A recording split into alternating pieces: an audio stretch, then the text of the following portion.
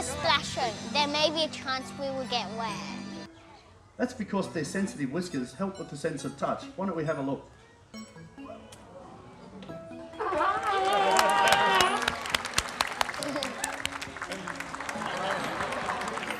Bye. Thanks, Diego. Thanks, Ree. To introduce you to Murphy. How about a big welcome to Murphy, everyone? Hey, Murph. And that what Ree's asking for is not unreasonable. Welcome back to Toy School. Today I will go to the zoo, Taronga Zoo. Tosha, as I mentioned, if you were in the first 3 rows, it's what we call the splash zone, so just be aware of that. Any fish there, Murph? No. And sadly, that's the case for a lot of Murphy's wild cousins. You see, over the last couple of decades, overseas and right here in Australia, we've been overfishing our oceans, making it hard for a lot of wild marine creatures, just like seals, to find their food. But there's something that we can do to protect their food source. And when next looking for seafood, look for this symbol. That blue and white tick that Murphy just pointed to comes from the MSC, Marine Stewardship Council. Choosing MSC means that you protect fish stocks, jobs and the environment, keeping seals like Murphy a lot happier for a lot longer. That's a pretty happy face. And everyone, that's Murphy and Mel.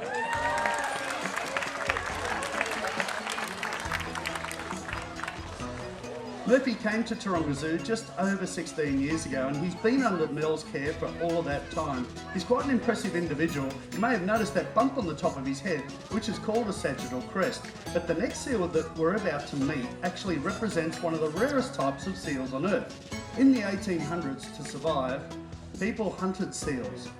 But unfortunately, here in Australia, that meant that one of the seal species became one of the rarest types of seals on Earth.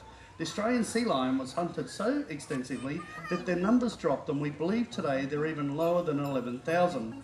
You may notice as you walk around the zoo today that Taronga is involved in a lot of important breeding programs. Those species of animals chosen to breed are usually those most at risk in the wild, what we call a key species. So this is a key species and his name is Moby. How about a big welcome for Moby?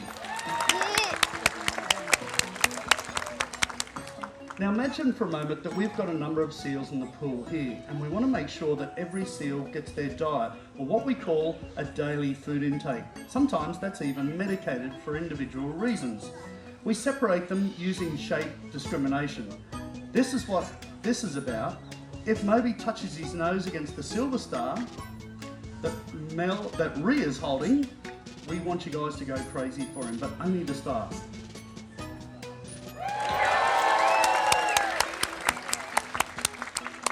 So Moby's just polishing off what we call shape discrimination. A whistle is blown twice. It tells all the seals to look for their shape. Every one of our 15 seals at Taronga has a shape that is unique just to them. So he's actually come out a little bit earlier, so Ree's getting him to come into the water and just do this properly. You may notice today that our trainers often get the seals to repeat some behaviours. They're very precise with the training. Now you'll notice that Steph's holding the star, so that Moby has to understand that it's the star and not the trainer he's looking for.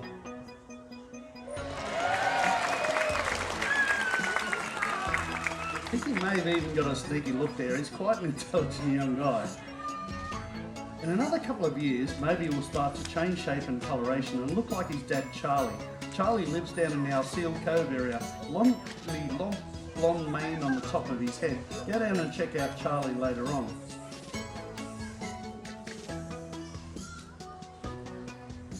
Actually, we find too that Moby at this age is really quite enthusiastic. He's just over 3 years of age.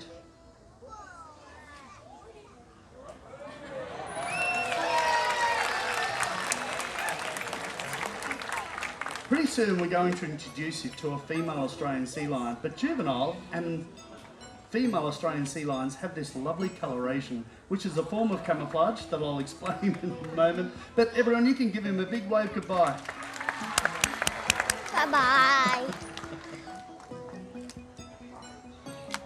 Everyone, that's Moby. Any marine creature which has a light tummy and a dark back in fact has a form of camouflage which is known as countershading. Imagine for a moment that you were swimming underneath Moby and looking up. When looking at a marine animal with a light belly from underneath, the light belly helps them to merge in with the lightness of the surface of the water above them. If you're a predator and swimming over the top looking down, a dark back is thought to help that animal to blend in with the darkness of the depths of the water below them. Killer whales and penguins are a great example of that. Go down and check our penguins out later on, you'll see what I mean. But most species of dolphins and sharks also have countershading too. But let's meet another Australian sea lion. Now she's an important member of our family here at Taronga Zoo. She's actually a mum twice. Her name is Nala, and how about a big welcome for Nala? When Nala was weaned here at Taronga Zoo almost 13 years ago, she was put under the care of Mel. Now believe it or not, Mel and I and you all have something in common with Nala. Have a look at your hand. Now take a look at Nala's front flipper. Underneath that skin is exactly the same bone structure that we have in our hands, allowing seals like Nala to get around on land much quicker and easier than you might expect. Why don't we take a look as Mel sends Nala for a walk. Watch as she uses all 4 flippers to climb to the top of the cliff. Pretty quickly too. But of course she's even more wonderful in the water. This is one of my favourite parts. Nala's particularly good at this.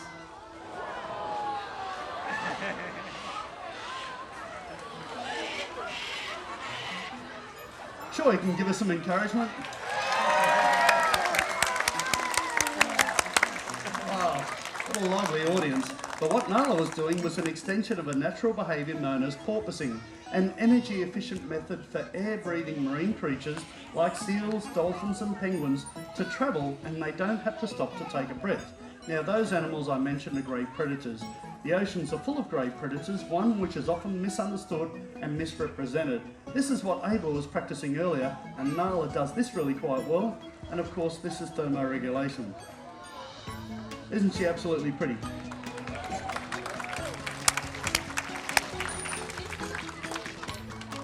We often get reports from concerned members of the public where they think they've seen a sick seal. Seals can actually rest doing this as well. Simply by moving their lower flipper back and forwards, they can rest in the water and cool off at the same time. And their flippers are good for one more thing, and that is showing us how strong they are. Wow, that's strong. So everyone, how about a big thanks for Nala and Mel. Bye-bye. We want you to stay just where you are. Our trainers and seals are coming out to make their final farewells. Once this is complete, we just ask for your assistance one more time, and Graham will come back on to the microphone to assist you leaving the stadium nice and comfortably. On behalf of all of us here at Taronga Zoo, we're so thrilled to have you with us, but we hope you have an absolutely fantastic day right here at Taronga Zoo, everyone. Thank you and bye-bye for now.